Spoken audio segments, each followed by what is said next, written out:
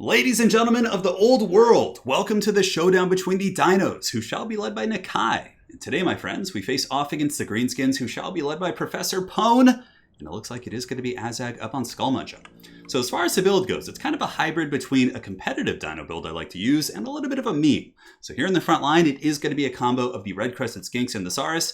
It's a pretty good front line. Now, the red-crested skinks, of course, have some decent AP value, so if they have to fight things like black orcs, they at least can put some, hurt on those guys. But really what's nice about these guys is they have a high model count at 90, and on top of that, they also apply poison. So you have them mixed in the front line. Sometimes a couple skinks on the edge of the formation will be attacking something that the Saurus are fighting, for example. And from there, you can get that nice poison spread and really prosper. In the back, it is going to be Kroxigor Smash. So we have 3 Kroxigors in total. We do also have the dreaded ARK of Sotek. So this is probably one of the worst units in the game. However, if there is an application for this bad boy, it's probably against Greenskins. It does have AoE poison damage and, of course, causes terror, and both of which probably are pretty good against a lot of the Greenskin infantry. So ARK of Sotek, 3 Saurs or 2 Saurs, 3 Skinks, one of which is going to be the cohort of Sotek. We have NAKAI, and NAKAI is like, as far as like kind of lords that I guess aren't great, if let's say he was on a different faction, if NAKAI was like on the dwarves, for example, they'd be like, oh, this is great. We have a high mass lord who can like stop chariots. But, on the dinos, he's kind of overshadowed by Slans and some of the big Carnosaur characters. But he actually has some good abilities. Primal Roar certainly isn't bad. It does good physical resist and melee attack to nearby troops. And that's a big force multiplier. On top of that, he does have the Miasma of Despair and the Golden Tributes. Yeah, pretty cool stuff. So 2 Salamanders as well. And of course, you guys probably saw this almost this exact build in my game against my son Herbert Walker we put up a couple days ago. But the Salamander hunting packs, I basically bring them to counter giants. Double giant is a somewhat common build you do run into against dinos. So having the double salamanders is a really good answer against that. We do have a Manticore Summoner as well. That's pretty much it. A very high and tight army. Now for Pone, in the front line, he does have triple Black Orc. Black Orc certainly not bad. Immunopsychology, good AP values, and kind of chop down the Kroxigors. He does have Orc Airboys, Nasty Skulkers in the back for battlefield control. 2 Orc Biggins on the flanks for anti-large. And this is the one thing I'm not a huge fan of Biggins in this matchup, but if they are able to get on Kroxies, despite their lack of AP, the bonus versus large certainly does help. And they're not bad against like Saurus and Skinks and things like that. And he does have a double Goon Squad here, so he has 2 groups of Orc Boar Boys, as well as Squig Herds. And I actually like this combo quite a bit. I think it's really fun. The Durkit Squig Hoppers, kind of the Squig Hoppers in general, certainly are probably a little bit more cost-effective if you're just comparing them apples to apples. But the Orc Boar Boys are, I think, 150 gold cheaper or 100 gold cheaper. And they have good AP values. And when you mix them with Squigs, they can do some work for sure. So here and here, that is pretty much it. Let's get the show on the road, guys, and see if NAKAI and the dreaded ARK of Sotek can unleash the plan of the old ones, or if the mighty Wa will overwhelm my formation. Here comes the Spirit Leech. Pretty good target, of course. NAKAI is he's relatively tanky with over 5,000 HP, but he is a good target to start focusing down. Because, of course, he is a bit of a, problem solver, that guy. The ARK of Sotek's going to be jumping in. Salamander shooting as well. The ARK of Sotek going to be getting in there. I'm a little bit slow on dropping the snakes. We do come back and drop it here in a minute, but nonetheless, he takes the brunt of the attack. We have Kroxigors, which, of course, can smack the Black Orcs. A lot of AP there, and you can see now the Salamanders are shooting quite happily into the archer lines, and that's what's cool about Salamanders. Very good against giants, but also good against the light armor. So the cohort of Sotek and the Kroxigors have piled in as well, and you can see a bit of a circle beating going down here. The Skulkers really taking a ton of damage, these Black Orcs as well. Granted, on this side of the battlefield, if you look, Professor Pone is doing a good job overwhelming my flank. Black Orcs have gotten around here. Of course, Crimson Killers are going to make quick work of the Saurus there. Pound for pound, Crimson Kill is probably one of the better combat great weapon units in the game. I think they actually still are, unless there have been some changes if you're just talking in a duel situation. NAKAI does overextend a little bit, but that's okay. He's going to be running back into the blob here. But here comes Azag going in for the strike. I do use the Miasma of Despair to slow him down and try and get away here, but man, huge damage coming in from NAKAI. But the snakes! Release the snakes! Samuel L. Jackson appears on the screen. These guys are doing some serious work. Look at that, poisoning those Black Orcs. That ARK of Sotek is certainly no joke. But NAKAI getting whooped on pretty bad. Soul Blight is activated from Azag as well, and he's really getting kind of destroyed in that duel. I was very, very, very surprised there. And on the far side, Black Orcs being held back by red-crested skinks, a Manticore Summon, as well as some Kroxigors. And the Orc Airboys are reforming position and are shooting quite happily into my Kroxigor. So right now, Bounce Fire is pretty even. Very good early game here for Pone. He's able to really goon out NAKAI. And I wasn't expecting that. I thought NAKAI would fight back a little bit better, but I was having a little bit of trouble getting the attacks back, whereas he was getting some good attacks on me. So Salamanders are going to follow their instincts and save their leader here, and are going to start shooting at Azag. And it's a good target because he's bunched up with a lot of lightly armored stuff. The pigs, the squigs, pigs and squigs, baby, back on the menu. But nonetheless, it's a good target because there's a bunch and some very, very choice opportunities. So we do also summon a Manticore. Obviously, NAKAI taking that beating, not fun. And I want to keep Azag honest. Now, Azag is faster. He has 110 speed against the 85 of Manticore. So we should be able to create some separation here in a minute and get away. And you can see there he does. But that's keeping NAKAI safe. Now, having NAKAI here is still nice, but Spirit Leech going down, really doing that steady damage. So some Squigs are piling back in. But for the most part, my Salamanders are in good shape. Back here, I think I have both of them firing. And there are some pigs trying to get around, but they're getting a little bit mucked up on some of my troops. And I do pull back the red-crested skinks from my battle lines to intercept these orc boar boys to make sure they can't jump on the salamanders, which, of course, are still doing really good work. And despite the fact that the balance of power is in my favor, it's largely due to the fact that I do have a Manticore summon in the battlefield. And remember, NAKAI is very low.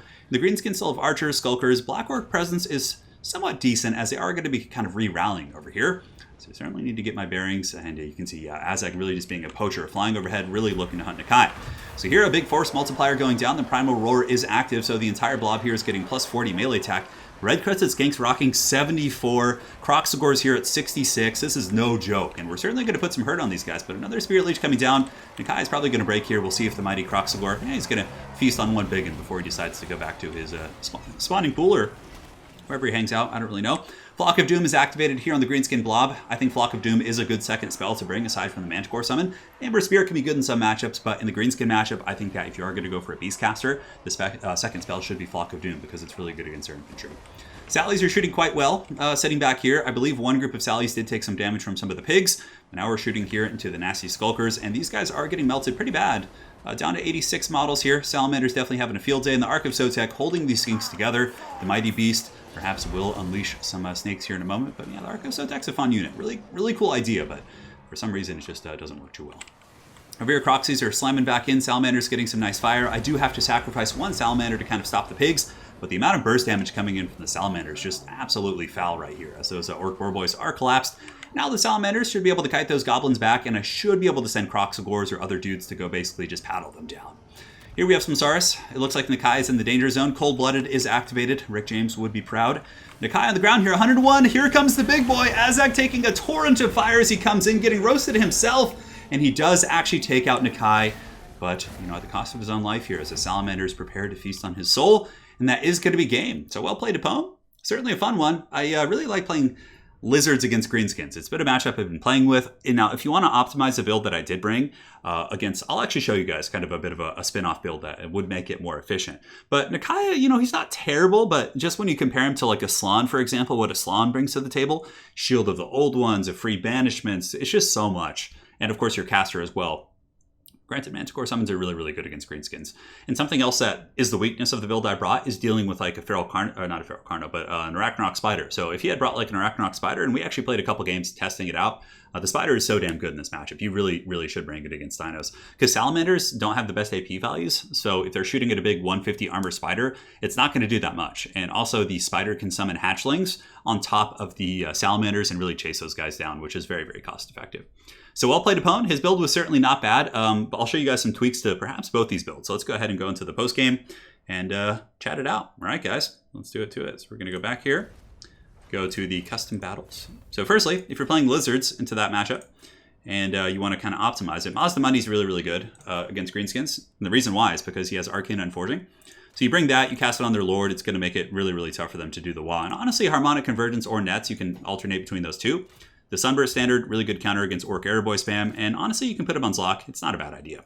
So from here, in the front line, if you want to go for a Croxagor Smash like we did, you don't really need Shielded Saurus. They're not going to be shooting our Saurus, and if they are, they're doing something wrong.